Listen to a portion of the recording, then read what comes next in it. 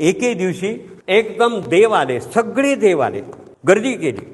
मुख्य जो देव आहे त्याच्या हातामध्ये अमृताचा घडा होता. थांबा थांबा म्हणाले.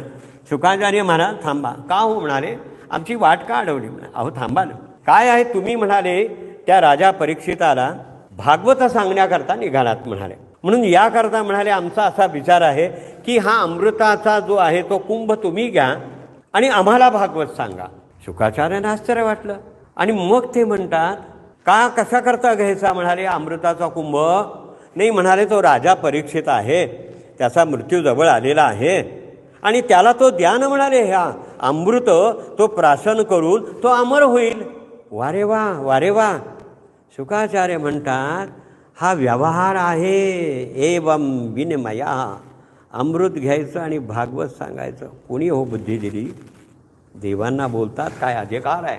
आणि म्हणून याकरता शुकाचार्याने सांगितलं काय आहे म्हणाले, तुम्ही देव, तुमच्या हातात अमृत, तुम्ही स्वर्गामधले, मला असं सांगा तुम्हाला सुद्धा खाली यावं लागतं ना.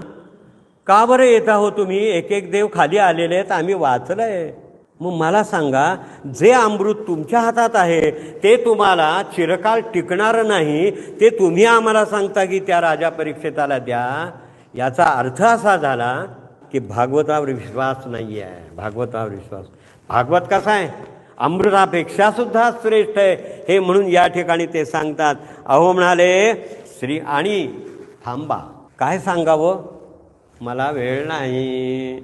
चक्क देवांना सांगितलं मला तुम्हाला भागवत सांगायला वेळ नाही, बाजूला सरका, माझा मार्ग मोकळा करा. आणि निघाले.